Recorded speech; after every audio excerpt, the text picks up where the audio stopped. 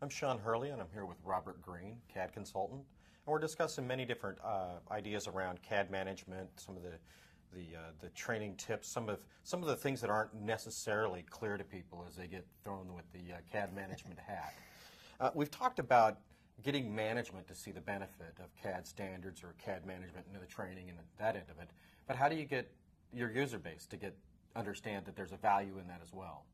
Yeah, it's a good question, and it's a vexingly difficult problem because a lot of people really don't want to be managed. And if we think about it in our own careers, how we came up as engineers or architects, and we were pretty good on these CAD tools, and so we were always figuring out a better way to do things. And we didn't necessarily want to be preached to about standardization or being managed as well. So I think one of the things that CAD managers can do that's most powerful is they can put themselves back in the user chair periodically. Actually do some production work. And that does a couple of things. It exposes you to the pain points that your users experience. It kind of builds credibility. It's really hard to dismiss the CAD manager if the CAD manager is sitting there, in the CAD bullpen with you, helping pound out a bunch of drawings at 7 o'clock at night. So that's a big thing. And I try to go back in and do production work, several times per year. Just do an extended stint, especially on new CAD tools. By the way, I find that's a great way to put new software releases through torture testing. Put yourself in that environment. I think beyond that, what you have to have is a culture that's built around your users where they understand that you're trying to just save them time and effort.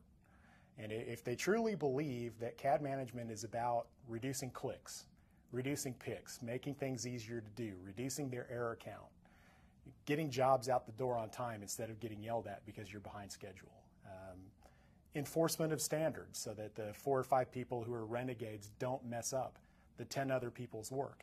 Those little techniques, I think, go a long way towards getting your user base to actually see the value of it.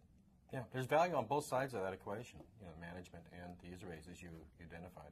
Yeah, it has to be, and it's kind of an interesting problem for CAD managers because we essentially have 2 bosses. We have a user base where we can only push so far because ultimately there can be mutiny. I've seen mutinied CAD managers before. But on the other hand, if you don't have senior management support, there's no budget, there's no new tools, there's no training, nothing else occurs.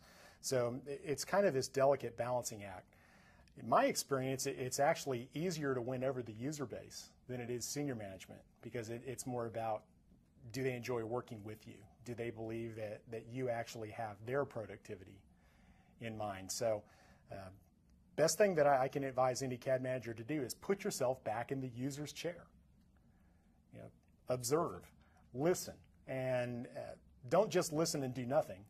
Listen, take down the good suggestions, suggestions that they give you, and then take actionable steps on those. If there's a problem and every user sees it, fix it. Yeah. And you'll win them over. It may take a few months, but it'll happen. Thank you. You're welcome.